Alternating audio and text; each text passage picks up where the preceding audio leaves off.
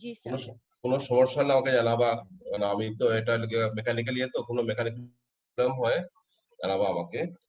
আর আজকে আমার অনলাইন ক্লাসে ফার্স্ট আমার ক্লাস। আমার ১ম ক্লাস। আরো রিয়াজ আছে তোমাদের আর ২-১ টা ক্লাস নিছে। তো আমাকে যে চ্যাপ্টারটা দেওয়া হইছে শক। এইরকম কঠিন দিনে বৈশ্বিক মহামারীর যুগে যেখানে প্রত্যেকটা মানুষ খুব ইয়েতে আছে, আহ, কষ্টে আছে, টেনশনে আছে, আমাদের শখ নিয়ে আলোচনা করা আসলে এটা এই ইয়ের পর ওরার উপর খাড়ার মতো। এনি হাউ, শখ ভেরি ইম্পর্টেন্ট একটা চ্যাপ্টার, নট ফর দা সার্জাইতে না,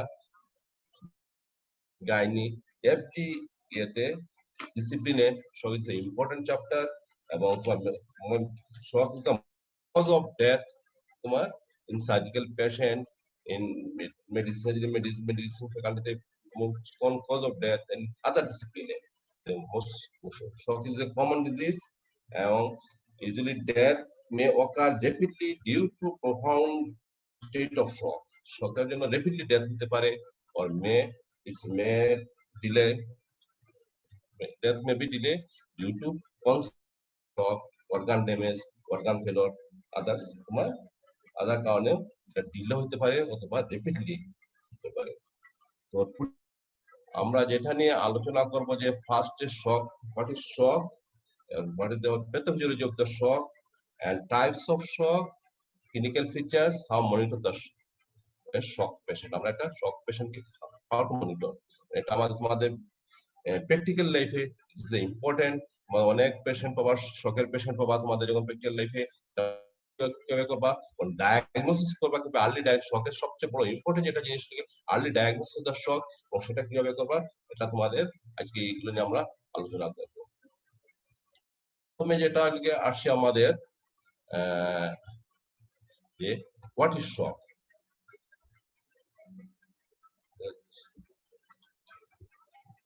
শক কি?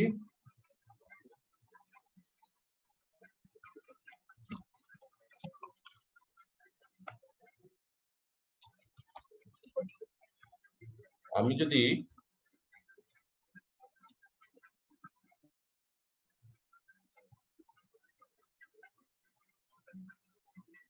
এটা কি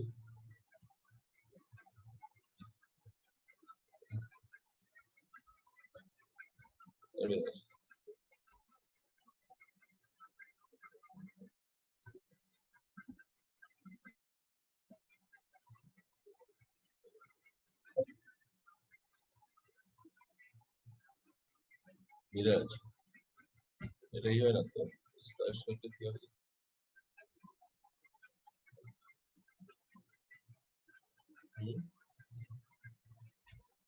পাওয়ার পয়েন্ট একটু তোমাদের আমি স্লাইডটা নিয়ে আসছি, স্লাইডটা নিয়ে আসলে মানে তোমাদের আলোচনা করতে সুবিধা হবে।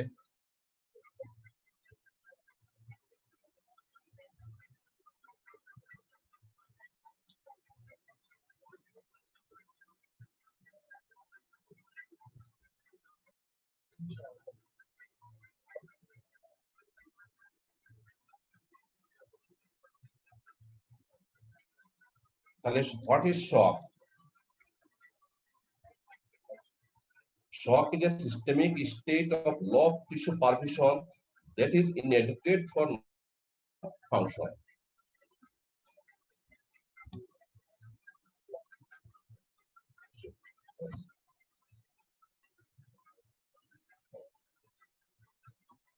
দেখা যায় তোমার স্লাইডগুলো আমি স্লাইড চলে আসছে। তো ফার্স্ট হলো হোয়াট ইজ শক। আমরা শকের ডেফিনেশনে যদি চলে, shock is a systemic state of low tissue perfusion which is inadequate for normal cellular respiration. তাহলে দেখো কয়েকটা জিনিস আছে, একটা লিখে shock is a systemic state. এরপর এটা কি হচ্ছে due to low tissue perfusion. What is perfusion? এখন যদি আমরা বলি যে হোয়াট ইজ পারফিউশন, পারফিউশন জিনিসটা কি? পারফিউশনটা হলো গিয়ে যেটা আমাদের কোন টিস্যুতে যে অক্সিজেন, যে পাসেজ অফ অক্সিজেন বায়া দা ব্লাড সার্কুলেশন, সেটাকে বলে পারফিউশন।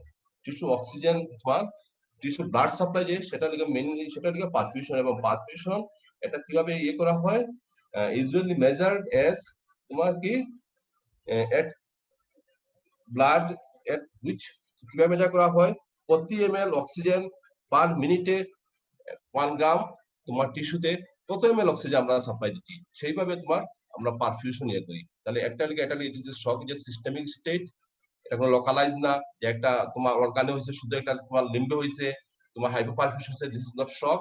সকলে এটা সিস্টেমিক হতে হবে এবং it is usually low tissue perfusion হতে হবে।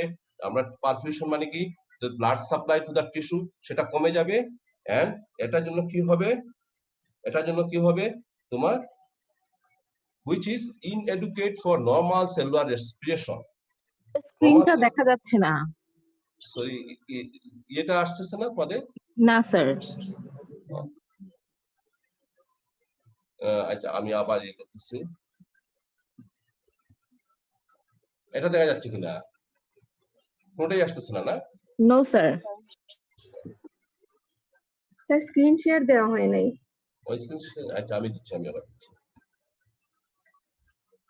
কোথায় যাও, কোথায় যাই স্ক্রিন শেয়ার, আচ্ছা আমি আবার দিচ্ছি।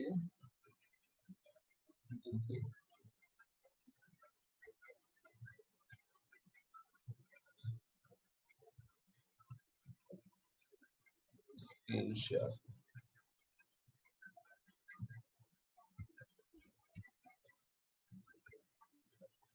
হ্যাঁ এখন গেছে? জি স্যার। হ্যাঁ থ্যাংক ইউ। আমাদের বললো কারণ প্রথম দিন তো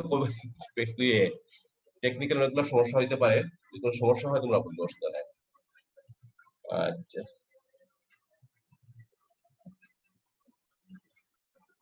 হ্যাঁ দেখো, আমরা তাহলে আবার আমরা আলোচনা করি। আমরা কি বলছিলাম যে systemic state of low tissue perfusion which is inadequate for normal cellular respiration. আমাদের এখানে কিন্তু তিনটা জিনিস আছে, একটা ছিল এটি যে সিস্টেমিক, আর একটা হলো লো পারফিউশন, আর তিন নম্বর হলো সেলুলার রেসপিরেশন। তাহলে আমরা বলতে চাচ্ছি এটি যে সিস্টেমিক স্টেট, এটা সমস্ত ডিফিউজ সমস্ত শরীরে এটা ইয়ে করবে, is due to low tissue perfusion. বা পারফিউশন আমি যা বলছিলাম যে passage of blood to the tissue, এটা আমরা মেজার করি ml অফ ব্লাড পার প্রতি মিনিটে, পার মিনিটে কত গ্রাম টিস্যুতে সে ব্লাডটা যাচ্ছে, সেটাতে আমরা পারফিউশন আমরা এটা মেজার করি, এবং সেটা ফল করবে। এবং এই যে ব্লাড যেটা যেটা যাবে না, ব্লাড যদি না যায় তাহলে অক্সিজেন এবং গ্লুকোজ টিস্যু পাবে না, which is not adequate for normal cellular respiration. আমরা যদি নরমাল সেলুলার রেসপিরেশনের জন্য গ্লুকোজ লাগবে, গ্লুকোজ থেকে কি হবে তোমার আমাদের শক্তি তৈরি হবে, এটিপি তৈরি হবে, এবং সেটা কার্বন ডাই অক্সাইড অ্যারোবিক, যেটা নরমাল সেলুলার রেসপিরেশন যেটা লাগে সেটাকে অ্যারোবিক রেসপিরেশন, অ্যারোবিক রেসপিরেশনের এন্ড প্রোডাক্ট হলো কি এটিপি যেটা এনার্জি, এটা হলো কার্বন ডাই অক্সাইড, আর লাগে তোমার ওয়াটার। এই তিনটা জিনিস তৈরি হয়, তোমার এন্ড প্রোডাক্ট হয় অ্যারোবিক মেটাবলিজমে, এবং সেটা লাগে হয় কি বায়া পাইরুভেট। বলে কিন্তু ইয়েতে হচ্ছে কি, এই যদি ইনএডুকেট যদি অ্যারোবিক রেসপিরেশন হয়, যদি অক্সিজেন যদি না পায়, অ্যারোবিক রেসপিরেশন যদি না হইতে পারে, তাহলে কি হবে এই পাইরুভেট ইজ থেকে সেটা লাগে তোমার এটিপি কার্বন ডাই অক্সাইড এগুলো না হয়ে যাবে, এটা কি হয়ে যাবে ল্যাকটিক অ্যাসিড।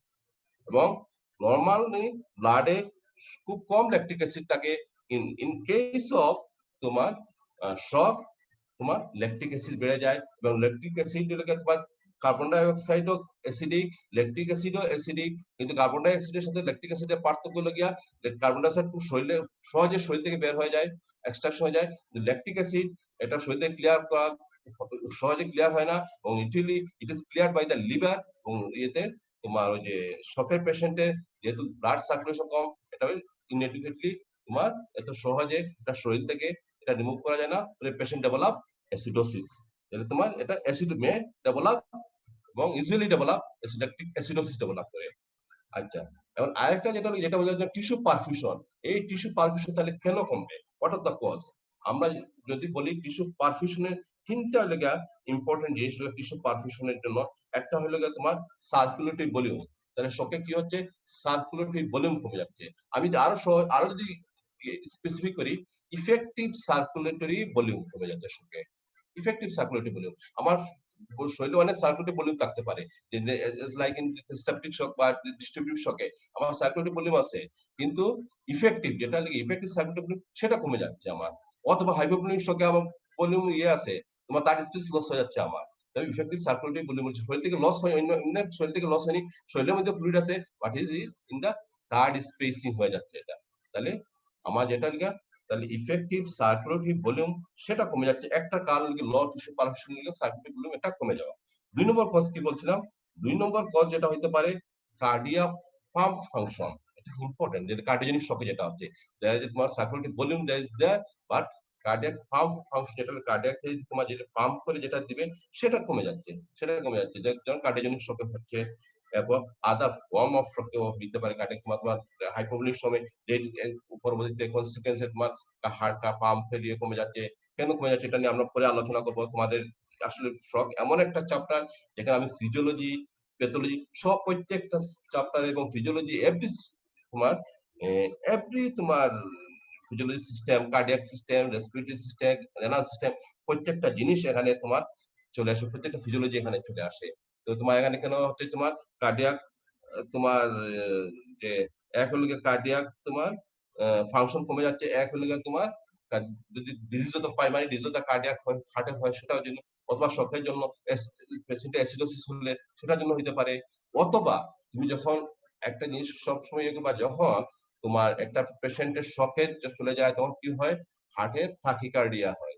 যত টাকিকার্ডিয়া হবে তত কি হবে, হার্টের এন্ড যে ডায়াস্টোলিক যে ইন্টারভেল যেটা থাকে, যে অক্সিজেন বা হার্টে কিন্তু অক্সিজেন কণায় আটায় অক্সিজেন পায় ডায়াস্টোলিক ফেজে, তো যত টাইকার্ডিয়া হবে তার যে ডায়াস্টোলিক যে ইন্টারভেল সেটা কমে যায়, এবং সেটা হার্ট ইজ তোমার not getting the oxygen sufficiently, তাহলে আস্তে আস্তে হার্ট উইক হয়ে যায়, সেটার জন্য হইতে পারে। তাহলে বিভিন্ন কারণে তোমার কার্ডিয়াক কন্ট্রাক্টিলিটি বা পাম্প ফাংশন গুলো কমে যায়। আর লাস্ট ওয়ান যে ইনএডুকেট টিস্যু পারফিউশন, একটা কথা লিখে বেসোমেটার টোন যদি কমে যায়, কোনো কারণে শরীরে যদি বেসোমেটার টোন কমে যায়, তাহলে পেশেন্টের অথবা পেরিফেরাল রেজিস্ট্যান্স যদি বেড়ে যায়, তাহলে বোধ তোমার প্রিলোড এবং আফটারলোড দুইটা এফেক্ট হয়, বলে তোমার শরীরে লোয়ার টিস্যু পারফিউশন হয়। তোমরা জানো যে প্রিলোডটা হলো কি, হার্টের মধ্যে যে ব্লাডটা হার্টে আসতেছে, প্রিলোড, হার্টে যে ব্লাডটা আসতেছে এটা লাগে তোমার প্রিলোড। সার্কুলেটরি ভলিউম যদি কম থাকে হার্টে ব্লাড কম আসবে, সার্কুলেটরি ভলিউম যদি বেশি থাকে হার্টে ব্লাড কম আসবে। এবং তোমার যদি ইয়ে হয় ওই যে কি শকের পেশেন্টে যদি বেসোমোটর টোন যদি কমে যায়, তাহলে ক্যাপাসিটেন্স ভেসেল, ক্যাপাসিটেন্স ভেসেল সাধারণত কোনগুলো বলি আমরা, তোমার ভেসেলস অফ দা লিভার এবং স্প্লিনে, এখানে আমাদের 45% অফ দা ভেনাস ব্লাড এখানে সেখানে লেগে তোমার পুলিং হয়ে থাকে, এবং সেখানে যদি ভেসোডাইলেটেশন হয় তো 45% তো আমাদের ব্লাড ভলিউম এখানে থেকে যাচ্ছে, সেই ব্লাডটা আমাদের হার্টে আসতে পারতেছে না বলে পিলোডটা কমে যাচ্ছে, এবং পিলোড কমে যাওয়া মানে আলটিমেটলি কি কমে যাচ্ছে, কার্ডিয়াক আউটপুট কমে যাচ্ছে। তোমরা জানো স্টার্লিং ল কি জানো, আমি এই জন্য বলতেছি তোমাদের শক ইজ যে অনেক বড় জিনিস, এটা প্রত্যেকটা চ্যাপ্টার চলে আসে, এখানে স্টার্লিং ল চলে আসতেছে। হার্টে স্টার্লিং ল কি হয়, হার্টে যেমন ডায়াস্টলে যত স্ট্রেচ হবে সে তত বেশি কন্ট্রাক্ট করবে, তত সে বেশি সেই স্ট্রোক ভলিউম তত বেশি হবে। তাহলে তোমার যদি পিলোড যদি কম যদি ব্লাড আসে, হার্ট তোমার ফুলবে কম, স্ট্রেচ হবে কম, কার্ডিয়াক যে মাসেলটা স্ট্রেচ হবে কম, তাহলে কন্ট্রাকশন হবে কম, এটা লাগে তোমার স্টার্লিং যত স্ট্রেচ হবে তত বেশি কন্ট্রাকশন হবে। তাহলে পিলোড কমে যাচ্ছে, হার্ট মাসেল যত কন্ট্রাকশন কম হচ্ছে, স্ট্রেচিং কম হচ্ছে, তো তোমার কন্ট্রাকশনও কম হচ্ছে। তাহলে দিস ইজ দা কজ তোমার এই সব কারণে। তাহলে আমাদের কি কি পাইলাম, শকের এটা এখান থেকে আসলাম, it is a systemic state, এটা তোমার লোকালাইজ না, ইট ইজ এ সিস্টেমিক, সমস্ত body is suffering from the hypoperfusion, and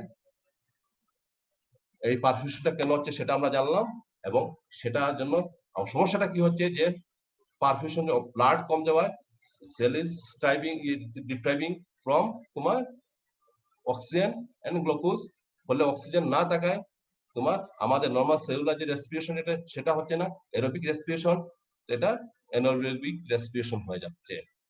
আমাদের শরীরে সাধারণত সেলুলার রেসপিরেশন আমাদের হয় অ্যারোবিক রেসপিরেশন, এক্সেপ্ট যদি আমরা যখন তোমার সাস্টেইন মাসকুলার এক্সারশন করি, এইসব করি, এইসব জায়গায় small amount of anaerobic respiration হয়, কিন্তু বেশিরভাগ রেসপিরেশন ইজ অ্যারোবিক। আচ্ছা নেক্সট আসো তোমাদের, তাইলে আমাদের এই নিয়ে আমাদের শখের ডেফিনেশন বললাম, পরে যেটা লাগে সেটা আমি এখন বলছি তোমাদের যে ইনসেপশন অক্সিজেন এন্ড তোমার glucose cell switch from aerobic to anaerobic মেটাবলিজমে যাচ্ছে and if perfusion is not restored in timely fashion cell death ensures যদি আমরা এই পারফিউশন সময় মতো করতে না পারি তাহলে আলটিমেটলি যে কনসিকুয়েন্স যে সেলের ইনজুরি হবে এবং এট লাস্ট সেল ডেথ হয়ে যাবে। এজন্য আমাদের পারফিউশনটা টাইমলি রেস্টোর করতে হবে। এটাই পারফিউশন টাইমলি রেস্টোর করার জন্য সবচেয়ে ইম্পর্টেন্ট যেটাকে আমাদের জানতে হবে ওয়েদার তোমার আমাদের বডি কি আসলেই লো পারফিউশনে তোমার ভুগতেছে কিনা, এটা আর্লি ডায়াগনোস করতে হবে। আমাদের ডায়াগনোস করতে হবে যখন লো পারফিউশন, এটা আমাদের আর্লি ডায়াগনোস করে আর্লি ট্রিটমেন্ট করতে হবে। নেক্সট আসো। আচ্ছা, এখন আমি আবার যে ডেটা সামারাইজ করি, যদি এটাকে আবার যদি অন্যভাবে বলি, এই কথাগুলো যদি অন্যভাবে বলি যে শক্তি আবার যদি বলি, আমরা এতক্ষণ যা বুঝতে পারছি যে life threatening situation and in most cases is due to poor tissue perfusion with impaired cellular metabolism, যেটা আমরা বলছিলাম যে সেলুলার মেটাবলিজম চেঞ্জ হয়ে যাচ্ছে and it manifested in turn by serious pathophysiological abnormalities। কি কি abnormalities ডেভেলপ করে আমরা প্যাথোফিজিওলজিতে, সেটা এরপরই স্লাইডে আমরা চলে আসতেছি। কি কি প্যাথোফিজিওলজিক্যাল abnormality ডেভেলপ করে আমরা এরপর ক্লাস স্লাইডে চলে আসতেছি। আমরা কি কি প্যাথোফিজিওলজি অর্থাৎ শকের কি প্যাথোফিজিওলজি কি।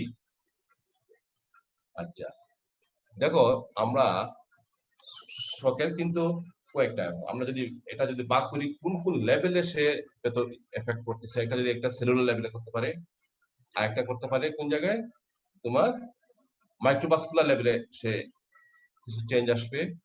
এরপর কি আসবে, এরপর সিস্টেমিক লেভেলে তোমার কার্ডিওভাস্কুলার, রেসপিরেটরি, রেনাল, এন্ডোক্রাইন, এই কয়েকটা জায়গায় শকের এফেক্ট কি কি এফেক্ট হয় সেটা নিয়ে আমরা যদি একটু আলোচনা করি, তাহলে প্রথমেই আমরা সেলুলার শকটা আসলে আমি তোমাকে অনেকগুলা চ্যাপ্টার আমাকে দেওয়া হয়েছে, তার মধ্যে আমি মনে করি সবচেয়ে ইম্পর্টেন্ট হলো শক। আর শক তোমাদের জানা দরকার এই কারণে, তোমাদের তোমার এই লাইফটা ভবিষ্যতে বা ফিজিশিয়ান লাইফে তোমার শকের পেশেন্ট প্রস্তুত হবা, এবং আমি বলি লিডিং কজ অফ ডেথ এলাকা আমাদের শক। তুমি দেখো বিলো দা 45 ইয়ার্স যেটা আমাদের পাবলিক পেশেন্ট গ্রুপ আছে, তার বেশিরভাগ ডেথ ইজ ডিউ টু এদের লাগে একটা বড় একটা কারণ লাগে রোড ট্রাফিক অ্যাক্সিডেন্ট, ট্রমা। এই পেশেন্ট গুলো suffering from hypovolemic shock and death. এবং এটা এর এভাব যদি হয় তাহলে এই পেশেন্ট গুলো কেন সাফার করতেছে, এমআই ইস্যু যদি কজ অফ ডেথ হলে এমআই, এটা কমন কজ অফ ডেথ, তো সেখানে কার্ডিওজেনিক শক হচ্ছে। তাহলে এই যে শক সম্পর্কে তোমাদের শুধু সার্জারিতে না, তোমার মেডিসিন, গাইনিতে সেপটিক শক, এখানে হাইপোভোলিক সার্জারি গাইনি পেশেন্ট হাইপোভোলিক শক হয়, এগুলো তোমাকে জানতে হবে। মেডিসিনে হয়, মেডিসিন তো প্রচুর, এই যে করোনা যেটা আলোচনা হচ্ছে সেখানে তোমার শকের ব্যাপার, যে শক ডেভেলপ করতেছে, পেশেন্টের ব্লাড প্রেশার কমে যাচ্ছে, তোমার মাল্টি অর্গান ফেইলিওর হচ্ছে। এই জিনিসগুলো আমাদের আসলে খুব ইম্পর্টেন্ট একটা চ্যাপ্টার। আমাদের পরীক্ষা পাশের জন্য তো লাগবেই, তোমার বাইবাতে থাকে, রিটেনে থাকে। শকের রিটেনে কমন একটা question, define shock, classify shock, what are the clinical features of shock and how monitor a shock patient। একটা আছে আমাদের সার্জারিতে একটা হাইপোভোলিক শক, একটা সেপটিক শক, একটা খুব কমন। সেপটিক শক নিয়ে অনেক প্রায় সময় প্রশ্ন থাকে, সেপটিক শকের pathophysiology of the septic shock. এটা নিয়ে আমরা ইনশাআল্লাহ ভবিষ্যতে মানে পরবর্তী ইয়েতে ক্লাসে বা পরবর্তী স্লাইডে, আজকে যদি সুযোগ থাকে আজকে আমরা শেষ করব, তো নেক্সট ক্লাসে আমরা আলোচনা করব। আচ্ছা, এখন আসছে আমাদের যেটা নিয়ে আমরা আসছিলাম, প্যাথোফিজিওলজি। প্যাথোফিজিওলজি কি চেঞ্জ হচ্ছে, এটা সেলুলার লেভেলে কি চেঞ্জ হচ্ছে, এটা তোমাকে আমি একটু আগে বলছি যে as perfusion to the tissue is reduced, cells are deprived of oxygen and must switch from aerobic to anaerobic metabolism। একটু আগে তোমাকে বলছি যে তোমার সেখানে anaerobic metabolism হচ্ছে। আলটিমেটলি পেশেন্টে তোমাদের যেটা বলছিলাম যে anaerobic metabolism এর এন্ড প্রোডাক্ট হলো ল্যাকটিক অ্যাসিড, এবং when enough tissue is under perfuse, the accumulation of lactic acid in the blood produce systemic metabolic acidosis. It's very important. Acidosis is very তোমার bad condition. Acidosis তোমরা জানো, acidosis তোমার এবং as glucose within the cell is exhausted, anaerobic aspiration causes there is failure of the sodium potassium from the cell membrane and intracellular organelle. তাহলে যে sodium potassium যদি failure হয়, তোমার glucose এক্সোসাইড এনোবিক state পর্যায়ে যে ফেইল অফ দা, কেন sodium potassium pump কেন failure হচ্ছে? তোমরা জানো এটা ভোল্টেজ রেজিস্ট্যান্স পাম্প হলে এটা কি এনার্জি ডিপেন্ডেন্ট পাম্প।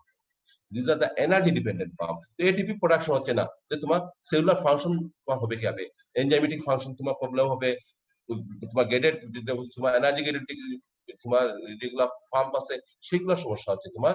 এবং আলটিমেটলি কি হচ্ছে, intercellular lysosome release autodigestive enzyme, cell lysis ensues, intracellular content including potassium are released to the blood stream. Blood A potassium চলে আসছে, তোমার ওয়েস্ট প্রোডাক্ট গুলা ব্লাডে চলে আসতেছে, এনজাইম ইন্টারসেলুলার এনজাইমস গুলা, এবং এগুলা তোমাকে সেল লাইসিস করতেছে, পটাশিয়াম গুলা এগুলা রিলিজ হচ্ছে, এবং all are accumulated in the systemic circulation হচ্ছে। তো তুমি এটা যদি আমি বলি যে তোমাদের একটা কথা হলো গিয়া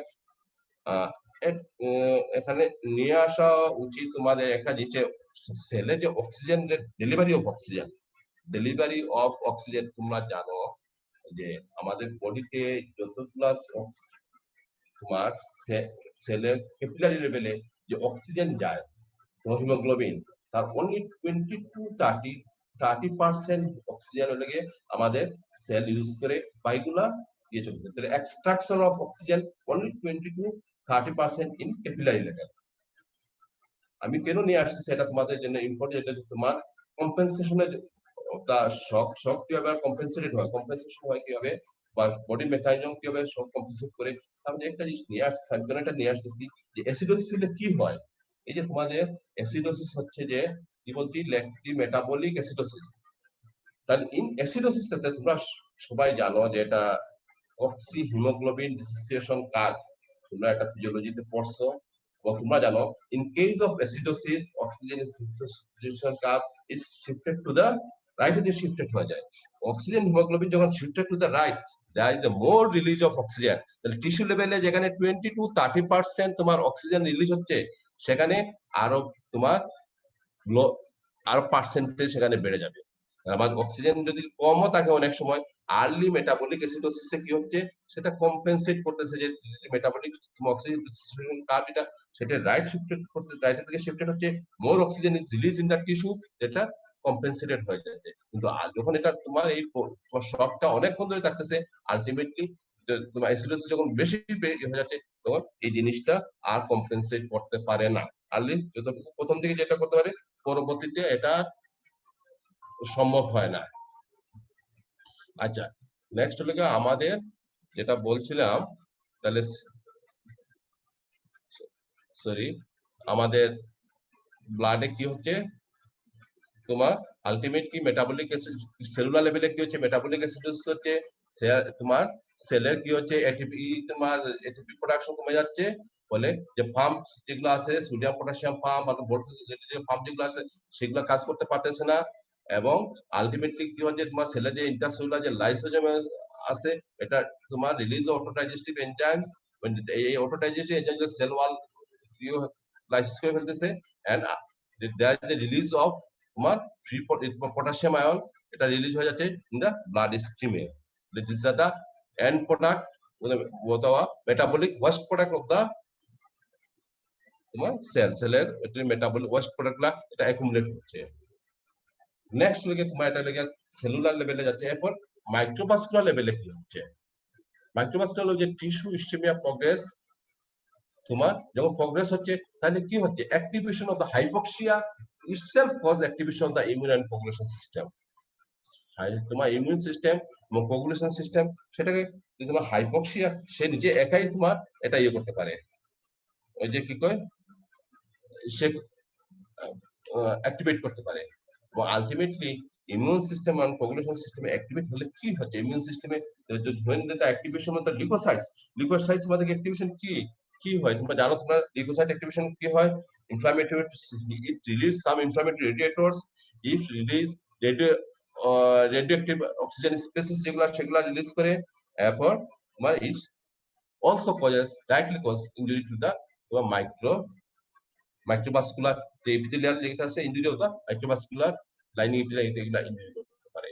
তাইলে দিস ইজ দা তোমার আর কোগুলেশন কাজটাকে কি করতেছে, তোমার it একটা হলো তোমার একটা হলো তোমার কোগুলেশন সিস্টেম দুই ভাবে তোমার ইয়ে হচ্ছে।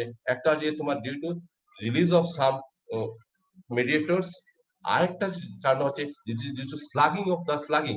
তোমার যখন সার্কুলেটরি ভলিউম কমে যাচ্ছে, ব্লাড তোমার ইয়েতে ছোট ছোট ভেসেল যেগুলো আছে ব্লাড স্লাগিশ হয়ে যাচ্ছে, স্লো হয়ে যাচ্ছে, বলে তোমার কি হচ্ছে প্লাগ তৈরি হয়ে যাচ্ছে। অক্সিজেন তোমার রেড ব্লাড সেল, এটা তোমার প্লাগ তৈরি হয়ে যাচ্ছে, ultimately formation of the small thrombi, এবং এটা কনজাম্পশন, এটা আদার ফ্যাক্টরস যেগুলো আছে কোগুলেশন ফ্যাক্টরস সেগুলো কনজাম করতেছে, and patient develop ultimately DIC, তোমার ডিসেমিনেটেড ইন্ট্রাভাস্কুলার কোগুলেশন, সেটা তোমার তৈরি করতেছে। তাইলে আমরা যেটা হচ্ছে hypoxia associated activate complement and primary neutrophils resulting generation of oxygen free radicals and cytokine release, যেটা আমরা একটু আগে বলছিলাম। This because leads to capillary endothelial injury. তোমরা জানো এন্ডোথেলিয়াল ইনজুরি তিনটা জিনিস হলো তোমার তোমার কোগুলেশনে, একটা হলো কি, এর মধ্যে একটা হলো কি তোমার এন্ডোথেলিয়াল ইনজুরি। এন্ডোথেলিয়াল ইনজুরি হলে তোমার কোগুলেশনের ইয়ে হয়ে যাবে। এই যে পারপাস লতে টায়ারে তিনটা আছে না, একটা লিগে এর মধ্যে একটা লিগে এন্ডোথেলিয়াল ইনজুরি, সেটাতে তোমার কোগুলেশন অ্যাক্টিভেট হয়ে যাবে। এরপর তোমার ইমিউনো কমিউনিটি সিস্টেম কি হচ্ছে, আলটিমেটলি যেগুলা তোমার ইয়ে হচ্ছে তোমার কি ইনফ্লামেটরি মিডিয়েটরস যেগুলা রিলিজ হচ্ছে, এটা কি করতেছে, এটা লাগা তোমার যে এবং সাথে ড্যামেজ এন্ডোথেলিয়াম, তারপরে যেগুলো আছে এগুলো ভেসোডাইলেটেশন করতেছে তোমার, এবং যেগুলো আছে তোমার এটা লিকি এন্ডোথেলিয়াম যেটা আছে সেটা লিকি করে ফেলতেছে, আলটিমেটলি তোমার allow fluid to leak out and tissue edema ensues, and ultimately cellular যে হাইপোক্সিয়া সেটাকে আরো বাড়ায় দিচ্ছে। তাহলে এটা তোমার মাইক্রোভাস্কুলার লেভেলে। নেক্সট ওয়ান হচ্ছে তোমার সিস্টেমিক। সিস্টেমিক কি হচ্ছে, আমরা একটু বলছিলাম যে as preload and afterload decreases, there is a compensatory vasoreceptor response resulting in increase in sympathetic activity, release of catamalamine in the circulation. This results in tachycardia and systemic vasoconstriction. এটা করতেছে তোমার due to preload এবং afterload দুইটাই কমে যাচ্ছে। effective circulatory volume is less, যে তোমার হার্টে যে প্রিলোড যেটা আছে, যেটা আসার জন্য প্রিলোড মানেটা কি, এন্ড ডায়াস্টোলিক যে ভলিউমটা থাকে লেফট ভেন্ট্রিকুলে, যে এন্ড ডায়াস্টোলিক যেটা ভলিউম বলে সেটাকে প্রিলোড, এই প্রিলোডটা কমে যাচ্ছে। লেফট ভেন্ট্রিকুলে এন্ড ডায়াস্টোলিক ভলিউম কমে যাচ্ছে, সেখানে কোনো তোমার তাহলে প্রিলোড কমে যাওয়ার ফলে আমরা একটু আগে বলছিলাম when there is a preload কমে যাচ্ছে এবং আফটার লোডও সেই সাথে কমে যাচ্ছে। After load is associated with peripheral vascular resistance, peripheral vascular রেজিস্ট্যান্সের সাথে এটা রিলেটেড।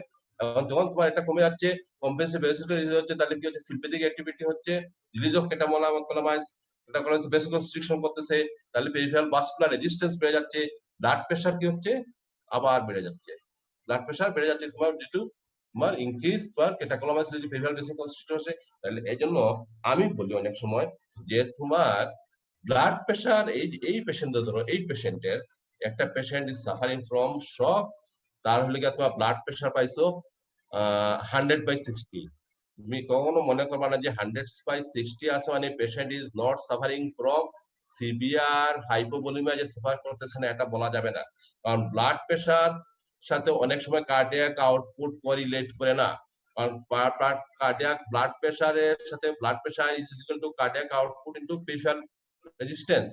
কিন্তু শকের পেশেন্টে পেরিফেরাল রেজিস্ট্যান্স বেড়ে যাচ্ছে, বেড়ে যাওয়া মানে কি, বড় বড় যেগুলো আর্টারিয়াল যেগুলো আছে এগুলা তোমার কনস্ট্রিক্ট হয়ে গেছে, আফটার লোড বেড়ে গেছে, বড় বড় ভেসেল কনস্ট্রিক্ট হয়েছে, তাহলে কার্ডিয়াক আউটপুট হার্ট থেকে তো ব্লাড যেতে পারতেছে না, যে ভেসেল যে যাবে সে আর্টারিতে সে তো ব্লাড যেতে পারতেছে না, আফটার লোড কার্ডিয়াক আউটপুট কমে গেছে, কিন্তু যেহেতু পেরিফেরাল রেজিস্ট্যান্স বেড়ে গেছে বা ব্লাড প্রেসার বেড়ে গেছে। তাহলে অনেক সময় বলে যে 15% তোমার decrease in blood pressure, sometimes it is কতটুকু কমতেছে, about 41% decrease in the cardiac output.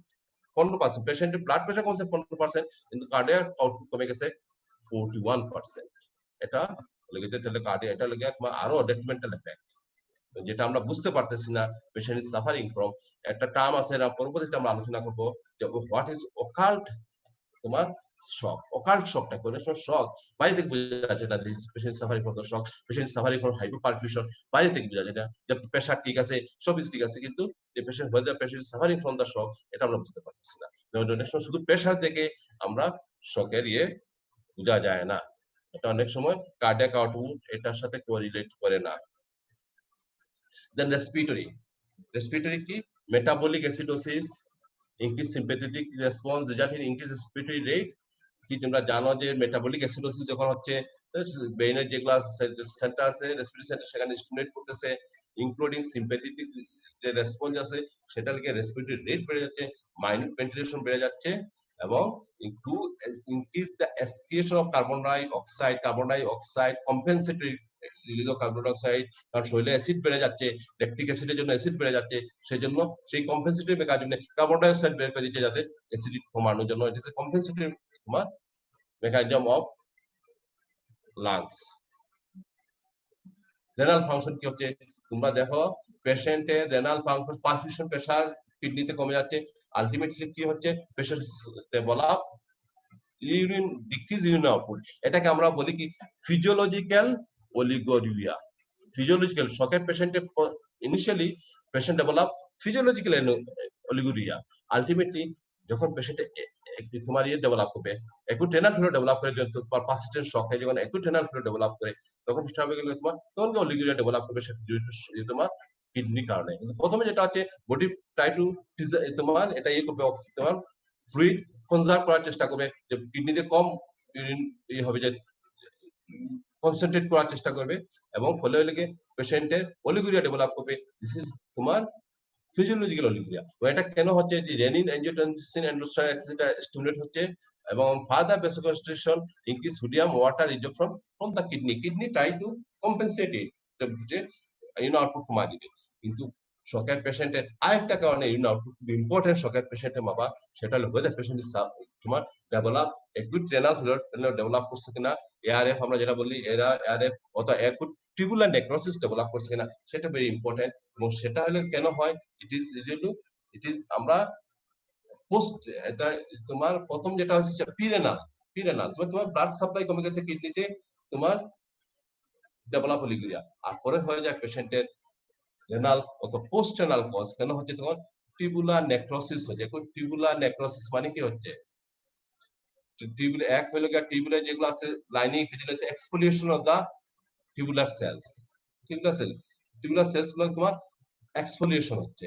এরপর তোমার এই যে টিউবুলার যে সেলগুলো সেগুলা লিকি হয়ে যাচ্ছে, তোমার যেগুলা সেখান থেকে এগুলা ইন্টারস্টিয়াল স্পেসে ফ্লুইড যেটা টিউবুলার স্পেসে না থাকে লিকি হয়ে যাচ্ছে, ইন্টারস্টিয়াল স্পেসে চলে যাচ্ছে। এবং তোমার অনেক সময় যে সেলস যেগুলা এর সাথে কাস্ট ডেভেলপ করে, cast causing blockage of the renal tubules blockage করে ফেলতেছে, এবং patient develop acute tubular necrosis develop করতে পারে, blocking of the renal tubules, এবং ইডিমা হচ্ছে, এবং সেলুলার কাস্ট যেগুলো আছে এগুলো সব মিলায় রেনাল টিউবুল ব্লক হয়ে যাচ্ছে। এটা লিগা পরবর্তীতে হয়ে যাচ্ছে it's a post renal cause.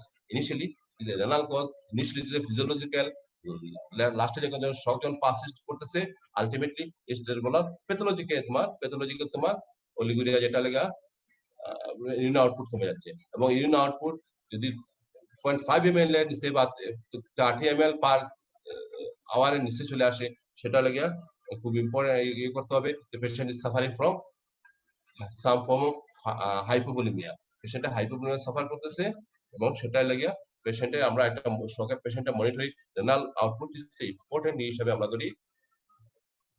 এখন আসলে তোমার এন্ডোক্রাইন ফাংশন একটু আগে বলছিলাম যে activation of adrenal angiotensin system হচ্ছে ভাসোপ্রেসিন অ্যান্টিডায়াবেটিক হরমোনের অল আর তোমার রিলিজ ফ্রম দ্য হাইপোথ্যালামাস, এবং সেটা কি করতেছে রেসপন্স টু ডিক্রিজ দ্য এটা কেন হচ্ছে স্টিমুলেট হচ্ছে ইন তোমার release of the decrease the preload and result in vasoconstriction and reabsorption of the water for the renal collection। তো একটু আগে বলছি কর্টিসল স্ট্রেস হরমোন যেগুলো আছে কর্টিসল এগুলা রিলিজ হচ্ছে, ক্যাটাকোলামাইনস গুলা রিলিজ হচ্ছে, এগুলো তোমাদের সব বলছি, এবং এটা এফেক্ট তোমাদের কি মোটামুটি আলোচনা হয়ে গেছে। এখন আসলে আমরা ইন সামারি আমরা যদি বলি যে আমরা যে এতক্ষণ প্যাথোফিজিওলজি, আমি এটা নিয়ে এত সময় নিচ্ছি কারণ প্যাথোফিজিওলজি যদি আমরা না জানি শক ম্যানেজমেন্ট আমরা করতে পারবো না। শক ম্যানেজমেন্টের জন্য আমার প্যাথোফিজিওলজি জানতে হবে কোন স্টেজে। আমি এক পেশেন্ট আমি শকের ক্লাসিফিকেশনে যখন আসবো তখন দেখবা তো এক শক থেকে আরেক শকে চলে আসছে পেশেন্ট প্রথম ইউজুয়ালি হাইপোমনিক শক না পেশেন্ট ডেভেলপ সেপ্টিক শক কার্ডিয়াক ইয়েতে চলে আসছে কার্ডিয়াক তোমার হার্ট মাসেলে তোমার কার্ডিয়াক পাম্প তোমার ফেল হয়ে যাচ্ছে আস্তে আস্তে তাহলে সবগুলো অনেক সময় একসাথে সব থাকতেছে যে তুমি শুধু ভলিউম ডেফিসিট কারেকশন করতেছো আপনি মনে করতেছে পেশেন্ট ইজ তা না পেশেন্টের অন্যান্য গুলো তোমার অ্যাড্রেস করতে হবে whether patient is develop septicemia whether patient is develop already pump failure এগুলো আপনার ডেভেলপ করতেছে কিনা এগুলো তোমার নিয়ে আসতে হবে এজন্য আমার প্যাথোলজি কি হার্টে কি হচ্ছে আমার কিডনিতে কি হচ্ছে আমার এগুলো সব জানতে হবে for the management of the patient for the monitoring of the patient এগুলো আমাকে সবকিছু জানতে হবে এখন আসলে তোমার আমরা আবার যদি সামারি করি সুন্দর করে সামারি যদি কি হচ্ছে জিনিসটা আমরা আবার বলতেছি আমরা শক বারবারের মতো আবার বলতেছি যে it is a inadequate tissue perfusion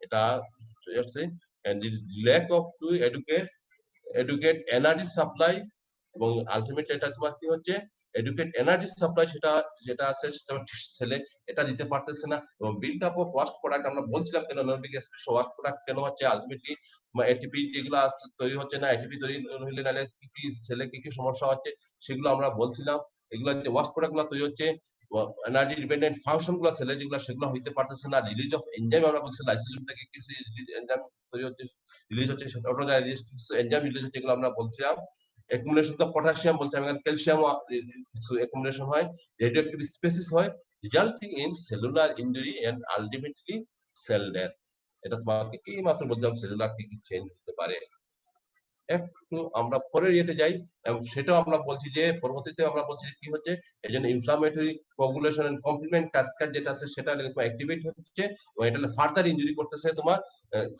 cellular injury করতেছে এবং মাইক্রোভাস্কুলার থ্রম্বাই ফর্মেশন করতেছে এবং এর সাথে একটা খুব ইম্পর্টেন্ট একটা জিনিস the amplification of these processes coupled with increased absorption of endotoxin and bacteria leads to the systemic inflammatory response syndrome multi-organ dysfunction if uncontrolled ultimately death কথাটা দেখো একটা খুব সুন্দর একটা জিনিস কেন বলতেছে কেন শকের সাথে আমার অ্যাবজর্পশন এন্ডোটক্সিন অ্যাবজর্পশনের শকের সম্পর্ক কি ডিউ টু লিভার এবং ইন্টেস্টিনাল ডিসফাংশন তোমরা জানো যখন আমি কোন পেশেন্ট শক ডেভেলপ করে তখন বডি কি হাউ টু কম্পেনসেট করি বডি কম্পেনসেট করবে কি স্পাঙ্কনিক ভেসেল যেগুলো আছে লিম্বে যেগুলো আছে পেরিফেরাল ভেসেল সেগুলো ভেসেল কনস্ট্রিকশন করে to divert the blood to the more important structure of the body কি brain heart and lungs এই সব জায়গায় ব্লাড সাপ্লাই করার জন্য তাইলে কি করতেছে ব্লাড ডাইভার্ট করে নিয়ে আসছে সেখান থেকে নিয়ে আসতেছে ব্লাড ডাইভার্ট করে নিয়ে আসতেছে স্প্লাঙ্কনিক ভেসেল যেগুলো আছে এই this vessels are vessel constriction ছিল তাহলে এই অর্গান এই যে ভেসেলগুলো যে অর্গানকে সাপ্লাই করছে they are suffering from the relative hypoxemia এই ভেসেল যেগুলো আছে জিআইটা কি হচ্ছে ভেসেল কনস্ট্রিকশন ব্লাড এখান থেকে চলে আসছে তাহলে এখানে কি হবে হাইপোক্সেমিয়া ভুগবে সেখানে এই হাইপোক্সেমিয়া ভোগার জন্য কি হচ্ছে তার মিউকোসাল বেরিয়ার যেটা আছে বাইরে যে মিউকোসাল প্রোটেক্টিভ বেরিয়ার যেটা আছে সেটা নষ্ট হয়ে যাচ্ছে মিউকোসাল বেরিয়ার নষ্ট হয়ে যাচ্ছে ফলে কি হয়ে যাচ্ছে এখান থেকে যে এতদিন পর যে ব্যাকটেরিয়া যেগুলো আছে this the translocation of the bacteria ultimately কি হচ্ছে ব্লাড চলে আসছে ব্যাকটেরিয়া এন্ডোটক্সিন ব্লাডে চলে আসছে এবং ডেভেলপ কি হচ্ছে সিস্টেমিক রেসপন্স সিনড্রোম চলে হচ্ছে ওই সিস্টেমিক ইনফ্লামেটরি রেসপন্স যেটা ট্রিটমেন্ট যদি না করা হয় ইট ডেভেলপস মাল্টি অর্গান ডিসফাংশনের দিকে যাচ্ছে এবং মাল্টি অর্গান ডিসফাংশন যদি না হয় তাহলে মাল্টি অর্গান ফেইলিওর হচ্ছে এবং আলটিমেটলি ডেথ তাহলে এটা ইম্পর্টেন্ট আমি বলি যে hypovolemic shock leads to septic shock কারণ একটা শক তুমি পেশেন্টের হাইপোভলিমিক শক তুমি যে খুশি করে ভলিউম ডেফিসিট আমি কারেকশন করে ফেলতেছি অন্য কোনো যদি তুমি অ্যাড্রেস না করো তাহলে তোমার শকের চিকিৎসা হবে না তোমাকে প্রত্যেকটা জিনিস অ্যাড্রেস করতে হবে পেশেন্ট মে পেশেন্ট হাইপোভলিমিয়া থাকতে পারে এবং তার কনসিকুয়েন্সে আলটিমেটলি হাইপোভলিমিয়া কনসিকুয়েন্সে পেশেন্ট ডেভেলপ আদার প্রবলেমস যেগুলো তোমার যেটা সিস্টেমিক ইনফ্লামেটরি রেসপন্স ডেভেলপ করে কার্ডিয়াক সমস্যা হতে পারে এইসব জিনিস তোমার রেনাল সিস্টেমে টিউবুলার নেক্রোসিস হতে পারে এইসব জিনিস তোমার অ্যাড্রেস করতে হবে এবং এগুলা চিকিৎসা করা দরকার এটা জিনিস চিকিৎসা করা দরকার তাহলে আমাদের প্যাথোফিজিওলজি শেষ হলো কারো কোনো কোয়েশ্চেন আছে কিনা আনমিউট করে কারো কোনো কোয়েশ্চেন থাকলে আমাকে কোয়েশ্চেন করতে পারো এই এতটুকু পর্যন্ত যার কোনো কোয়েশ্চেন আছে কিনা একটু আপনার সময় নেই কারণ আমার আসলে খুব কঠিন জিনিস সব খুব কঠিন জিনিস যে আবার বলতেছি শখ তোমাদের সবার জন্য, এই যে ফিজিশিয়ান, এই যে ডক্টর হওয়ার জন্য সবাইকে শখ সম্পর্কে জানতেই হবে। স্যার লাস্ট এই স্লাইডটি আরেকবার একটু বলতে পারবেন? সরি, স্যার এই যে সেপটিক শকটা কিভাবে ডেভেলপ করছে এটা আরেকবার একটু বলতে পারবেন? আর সেপটিক শক তোমাকে আমি আবার করে আসবো। সেপটিক শক আবার করে, সেপটিক শকে তোমার এটা আমি বলতেছি যে তোমার এখন যেটা নিয়ে আসছি এটাকে শকের ওভারঅল প্যাথোফিজিওলজিক্যাল শক। সেপটিক শক শুধু নট ডিউ টু এটা থেকে তোমার শকের কারণে যে হাইপোভলিমিক শক বা এটা patient suffering from the tissue, তোমার হাইপোপারফিউশন, সেখানে কেন কিভাবে এন্ডোটক্সিমিয়া বা ব্যাকটেরিয়া হবে ব্লাডে সেটা নিয়ে আমি বলছি। সেপটিক শকের তোমার septic shock due to this septic shock initially patient develop তোমার পেশেন্টের এন্ডোটক্সিন বা ব্যাকটেরিয়া অন্য কোনোভাবে শরীরে ঢুকেও তোমার সেটা হইতে পারে। সেটা নিয়ে তোমার পরবর্তীতে আমরা সুন্দর করে আলোচনা করবো, সেপটিক শক নিয়ে আলোচনা করবো। এটা আমি তোমাকে বলতে চাই যে লো টিস্যু সেলুলার লেভেলের প্যাথোফিজিওলজিটা একটু বুঝাই দেন। হ্যাঁ, লো টিস্যু যদি পারফিউশন হয় তাহলে gut is suffering from hypoxemia এবং গাট থেকেই তোমার এন্ডোটক্সিন ব্যাকটেরিয়া ঢুকতে পারে। It is a common for all shock. All শকের জন্য আমি বলছি, এটা not for only the septic shock, it is common for all shock. এবং সেপটিক শকে যখন আসলে সেপটিক শকে শুধু গাট দিয়ে ঢুকতে হবে তা না, অন্য অন্য রেসপিরেটরি যে নিউমোনিয়া পেশেন্ট, এই পেশেন্টের সেপটিক শক হইতে পারে, হইতে পারে। এটা তোমার সেপসিস, এখান থেকে সেপটিক শক হইতে পারে। সেটা নিয়ে আমরা পরে আলোচনা করবো কিভাবে সেপটিক শক, কিভাবে প্যাথোজেনিসিস অফ সেপটিক শক তোমার সাথে আলোচনা করবো। এবং সেপটিক শক এটা খুব ইম্পর্টেন্ট দিয়ে আমি আলোচনা করবো সেখানে মেকানিজম কিভাবে সেপটিক শক কিভাবে হচ্ছে, কিভাবে তোমার সেপটিক শকের ক্লিনিক্যাল ফিচার্স কি, এটা নিয়ে আমি পরে আলোচনা করবো। এখানে তোমার কোনো কোয়েশ্চেন আছে কিনা এই সম্পর্কে? এটা আমি যেটা বলতেছি যে লো পারফিউশন, যে গাটের লো পারফিউশন ওর ফলে ডিএটি তোমার ডিসফাংশন হচ্ছে এবং সেখান থেকে এই দিকটা ব্যাকটেরিয়া বা তোমার শরীরে ঢুকে যাচ্ছে। সেটার জন্য যেটা দিস ইজ তোমার ট্রু ফর অল সকলের জন্য, এটা সকলের জন্য এটাই দরকার। আর কোনো কিছু, কারো কোনো কোয়েশ্চেন? আচ্ছা, তাহলে আমাদের খুব একটা ইম্পর্টেন্ট জিনিস গেল প্যাথোফিজিওলজি। প্যাথোফিজিওলজি যদি জানতে পারি, শিখতে পারি, বুঝতে পারি আমরা, তাহলে শক ম্যানেজমেন্ট করা, ক্লাসিফিকেশন অফ দা শক বুঝা, তা আমাদের কোনো সমস্যা হবে না। আমরা আসছি তোমার এটা নিয়ে, এটা আমাদের বলা হয়ে গেছে, আমরা জানা দেখো নাই। এখানে আমরা একটা জিনিস যেটা প্যাথোফিজিওলজি এতক্ষণ পড়ছি, একটা জিনিস আমাদের এখানে আলোচনা করে নেই। দেখো ইসচেমিয়া রিপারফিউশন সিনড্রোম, একটা নাম দেখো আমার এখানে আসছে ইসচেমিয়া। তাহলে ইসচেমিয়া মানে ব্লাড সাপ্লাই কমে যাচ্ছে, রিপারফিউশন মানে আবার ব্লাড সাপ্লাই চলে আসতেছে। তাইলে এর ফলে কি হচ্ছে, সাম প্রবলেম হচ্ছে, তার কিছু ক্লিনিক্যাল ইয়ে হচ্ছে, চেঞ্জ আসছে বা কাস্টাইসিস, কিছু ক্লিনিক্যাল ফিচার্স, যার কারণে এটা একটা সিনড্রোম হিসাবে আসছে ইসচেমিয়া রিপারফিউশন সিনড্রোম। সেটা যদি আমরা সহজ ভাষায় বলি এটা কি, হোয়াট ইজ দিস? এতক্ষণ পর্যন্ত আমরা শুধু আলোচনা করছিলাম যে ইসচেমিয়া নিয়ে আলোচনা করছি, যে রিপারফিউশন কমে গেছে, রিপারফিউশনে কি হইতে পারে সেটা নিয়ে আমরা আলোচনা করিনি।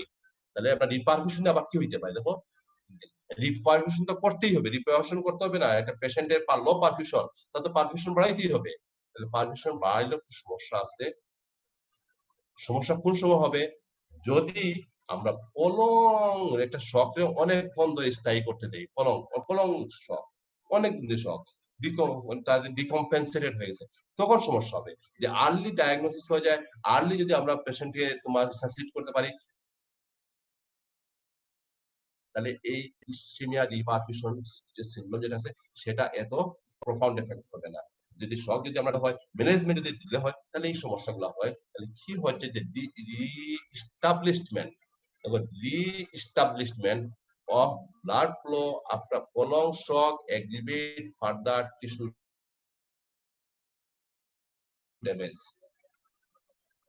ব্লাড ফ্লো কমে জন্য, পুয়ার পারফিউশনের জন্য সেল ড্যামেজ হচ্ছে, এবং চেঞ্জ ইন দা ভাইটাল যেগুলো অর্গান আছে সেগুলো অনেকগুলো চেঞ্জ হচ্ছে, তার প্যাথোলজি অনেকগুলো চেঞ্জ হচ্ছে। কিন্তু বড় দুঃখের বিষয় হইল গিয়া আবার আমরা তার জন্য খাবার দিলাম, ব্লাডটা পাঠাইলাম, তখন সে আরো তার লাভ হচ্ছে, তার আরো কিছু ক্ষতি করে ফেলছে। এটা অত্যন্ত দুঃখজনক একটা ব্যাপার, এটা আমরা চাইনি। আমরা চাইছিলাম যে তার সে তখন ধরে সে না খেয়ে আছে, ব্লাড পাই, ব্লাড দিলে সেবা ভালো হয়ে যাবে, উল্টা তার এফেক্ট হয়ে যাচ্ছে কি, তার আরো আমরা কিছু না বুঝে না শুনে তার কিছু উল্টা আমরা ভালো করতে গিয়ে তার কিছু ক্ষতি করে ফেলতেছি। সেটাই হলো গিয়া তোমার ইসচেমিয়া রিপারফিউশন সিনড্রোম। কি হচ্ছে এখানে, তোমরা দেখো during the period of systemic hypoperfusion, যে সিস্টেমিক যে হাইপোপারফিউশন যেটা হচ্ছে অনেক মধ্যে যে সিস্টেমিক হাইপোপারফিউশন সেলুলার আর অর্গান ড্যামেজ প্রোগ্রেস যে direct effect of tissue hypoxemia আর লোকাল অ্যাক্টিভেশন ইনফ্লামেশন অনেকক্ষণ ধরে যে তোমার ডিউরিং দ্য পিরিয়ডে সেখানে আস্তে আস্তে অর্গান ইয়ে হচ্ছে তোমার সেল ড্যামেজ হচ্ছে অর্গানের ড্যামেজের দিকে যাচ্ছে আস্তে আস্তে এটা হচ্ছে কি হাইপোক্সিয়ার জন্য হচ্ছে আমরা বলছি তোমার ইনফ্লামেটরি কিছু ইনফ্লামেটরি ক্যাসকেড এগুলো তোমার অ্যাক্টিভেশন হচ্ছে এই যে সমস্যাগুলো হচ্ছে এগুলোর জন্য কি হয় কি হয় আলটিমেটলি কি হয় এখানে তোমার কিছু মেটাবলাইট ওয়াস্ট প্রোডাক্ট তৈরি হচ্ছে তো অক্সিজেন ফ্রি রেডিক্যালস তৈরি হচ্ছে এবং পটাশিয়াম এখানে কিছু পটাশিয়াম তোমার ফ্রি পটাশিয়াম বেড়ে যাচ্ছে এখানে এরপর লিউকোসাইট অ্যাক্টিভেশন হলে একটু আগে যেটা বলছিলাম তোমার লিউকোসাইট যদি অ্যাক্টিভেশন হয় তাহলে কি হচ্ছে সেখানে তোমার ইনফ্লামেটরি মিডিয়েটরস গুলো রেডিও অ্যাক্টিভ অক্সিজেন যেগুলো সেগুলো স্পেসিস সেগুলো তোমার রিলিজ হচ্ছে এবং injury of the microvascular injury হচ্ছে তাহলে এত যে ওয়াস্ট প্রোডাক্ট গুলা যে অ্যাকুমুলেট হচ্ছে এখানে জমা হচ্ছে এটা কিন্তু ফ্লাশ ব্লাড নাই বলে এটা ফ্লাশ সিস্টেমিক সার্কুলেশনে এটা যাইতে পারতেছে এখানে লোকালি এটা জমা হয়ে যাচ্ছে সব জমা হচ্ছে আর তুমি যখন তুমি সার্কুলেশন স্টোর করলা এবং restore the circulation acid lactic acid potassium যেগুলো এতক্ষণ ধরে এখানে বসে আছিল জমা হচ্ছিল সেটা সরাসরি ব্লাড সিস্টেমিক সার্কুলেশন চলে গেল আলটিমেটলি কজিং দা সিস্টেমিক সার্কুলেশন হার্টে গিয়ে কার্ডিয়াক ডিপ্রেশন করতেছে ভাস্কুলার ডাইলেটেশন করতেছে ফার্দার হাইপোটেনশন কজিং হাইপো আবার কি হচ্ছে তোমার এই যে পারফিউশন আরো কমায় দিচ্ছে আবার পারফিউশন আবার ভাস্কুলারাইজেশন আবার তাহলে দিস আর দা ইসচেমিয়া ডিপারফিউশন ইনজুরি এবং সেটা লিগে আমরা কিভাবে কমাইতে পারি only reducing the extent and duration of the tissue hypoperfusion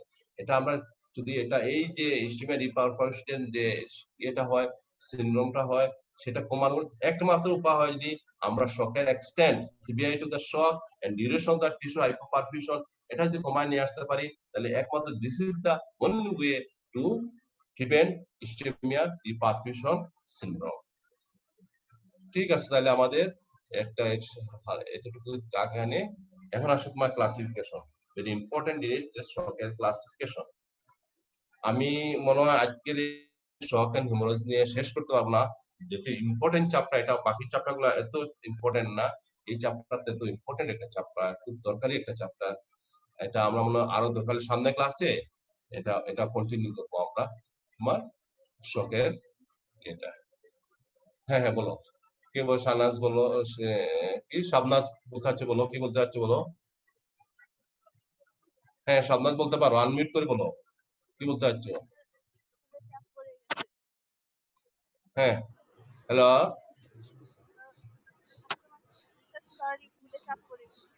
হ্যাঁ জুড়ে বলো আমি একটু ইয়ে করে বলো ও চাপ পড়ে গেছে আচ্ছা ঠিক আছে অসুবিধা নেই চাপ পড়ে স্যার গেছে আমার একটা কোশ্চেন ছিল হ্যাঁ তোমার কে বলতেছো স্যার মালিহা বলো হ্যাঁ স্যার কোশ্চেনটা হচ্ছে যে আমার কাছে যদি একটা পেশেন্ট আসলো শক নিয়ে হ্যাঁ আমি তখন কিভাবে বুঝবো যে সে প্রলং শকে আছে নাকি তার শকের ডিউরেশন আচ্ছা এটা নিয়ে তোমাকে আমি একটু করে আলোচনা করব কোন আমাদের তো ডাক্তারিতে সবচেয়ে ইম্পর্টেন্ট কি ছিল জিনিসটা কি সেটা লেগে তোমার হিস্ট্রি লেগে ভেরি ইম্পর্টেন্ট যে তোমার কাছে যে হাইপোভোলিক শক হয় হাইপোভোলিক শক আমাদের সার্জারিতে সবচেয়ে কমন হাইপোভোলিক শক কি শকের কজ কি blood loss haemorrhagic others cause আছে আদার্স নন হিমোরেজিক অনেকগুলো কজ আছে হিস্ট্রি অফ ট্রমা কখন হয়েছে এটা রোটাফিক অ্যাক্সিডেন্ট আমরা স্প্লিন ইনজুরি থেকে হাইপোভোলিমিয়া হয়েছে আমরা একটা ইয়ে করতে পারি এবং তা আমরা ক্লিনিক্যাল এক্সামিনেশন করে আমরা বুঝতে পারি যে পেশেন্টের কতটুকু ব্লাড হয়েছে ব্লাড লস হইতেছে পেশেন্টের এই যে ক্লিনিক্যাল ফিচার্স হিস্ট্রি এবং কিছু ল্যাব ইনভেস্টিগেশন যেগুলো দেখে আমরা বুঝতে পারবো যে ওইটা পেশেন্ট কতক্ষণ ধরে পেশেন্টের তোমার শকে আছে তো আমাদের কাছে যখন আসবে আমাদের সবচেয়ে ইম্পর্টেন্ট কাজ হলো গিয়া যে পেশেন্টের আমরা যাতে ডিলে না করি আমরা শকটা সাথে সাথে ডায়াগনোস করতে পারি কারণ মনে রাখতে হবে যে তোমার অনেক সময় শক তুমি যদি রুগীর গায়ে থেকে এটা অ্যাপারেন্টলি রুগীর কত পালস ভালো আছে কথাবার্তা বলছে সবই ঠিকঠাক আছে একটু ডিসওরিয়েন্টেড আছে যদি সেরিব্রাল তোমার ইয়েতে কিন্তু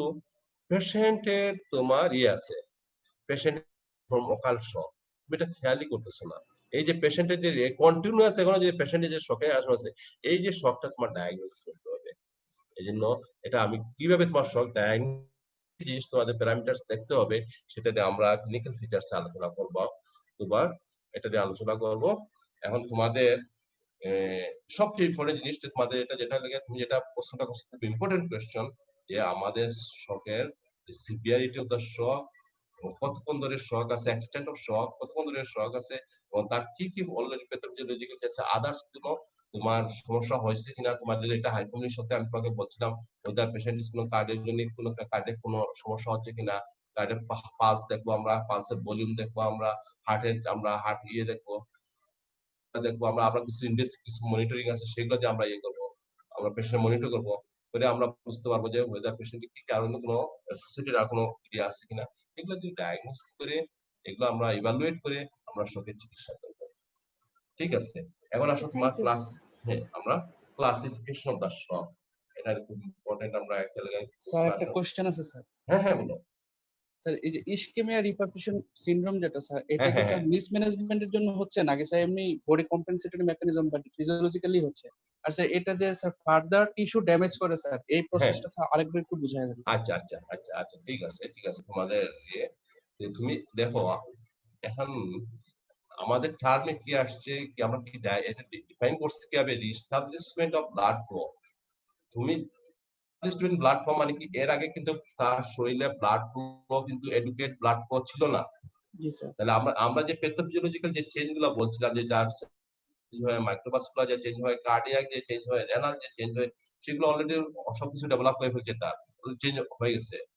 এখন এই যে সেলুলার চেঞ্জ আমরা কি বলছিলাম, যে পেশেন্টের যে অ্যারোবিক রেসপিরেশন থেকে অ্যানারোবিক রেসপিরেশন হচ্ছে, তার শরীরে ল্যাকটিক অ্যাসিড সেটা অ্যাকুমুলেট হয়ে আছে। এখানে টিস্যু ব্লাড যাচ্ছে না, যেতে ওয়াশ আউট, ব্লাড লো পারফিউশন, ব্লাড যাচ্ছে না, ব্লাড না গেলে ব্লাডটা তো পা থেকে আসতে পারতেছে না, বা শরীরে অন্যান্য জায়গায় যে রেগুলার ল্যাকটিক অ্যাসিড তৈরি হচ্ছে সেটা তো সিস্টেমিক সার্কুলেশন সেগুলো আসতে পারতেছে না, কারণ তার যেখানে ব্লাড সাপ্লাই তখনও এস্টাবলিশড হয়নি, বা পটাশিয়াম বেড়ে যাচ্ছে শরীরে। আদার তোমার অটোডাইজেস্টিভ কিছু জিনিস তৈরি হচ্ছে, লিউকোসাইট অ্যাক্টিভেশন হচ্ছে, কিছু তোমার কি হচ্ছে সেখানে ইনফ্লামেটরি মেডিয়েটরস গুলো রিলিজ করতেছে, সেগুলো সবই জমা হচ্ছে এখানে। যখন তুমি আবার ব্লাড সাপ্লাই এই জায়গায় দিলা, তাহলে এই যে প্রত্যেকটা জিনিস এত কিন্তু অ্যাকুমুলেট হয়ে আছে, এগুলো সব ব্লাডে ওয়াশ আউট হয়ে, ভেনাস ব্লাডে ওয়াশ আউট হয়ে সিস্টেমিক সার্কুলেশন চলে আসলো, আলটিমেটলি কোন জায়গায় গেল, হার্টে গেল, হার্টে গিয়ে কার্ডিয়াক কি করতেছে, হার্টে তোমার কার্ডিয়াক স্লোপ হয়ে ফেলতেছে, হার্টের তোমার কন্ট্রাক্টিলিটি কমায় ফেলতেছে, ডিপ্রেশন করতেছে, ভাস্কুলার ডাইলেটেশন করতেছে, এবং ভাস্কুলার ডাইলেটেশন হচ্ছে মায়োকার্ডিয়াল ডিপ্রেশন। আমি একটু আগে বলছিলাম যে হার্টের কন্ট্রাক্টিলিটির সাথে যত বেশি কন্ট্রাক্টিলিটি তত স্ট্রোক ভলিউম কমে যাওয়া মানে কি হচ্ছে, স্ট্রোক ভলিউম কমে যাওয়া মানে আলটিমেটলি আমরা স্ট্রোক ভলিউম, আমরা কার্ডিয়াক আউটপুট কিভাবে হিসাব করি, stroke volume into heart rate.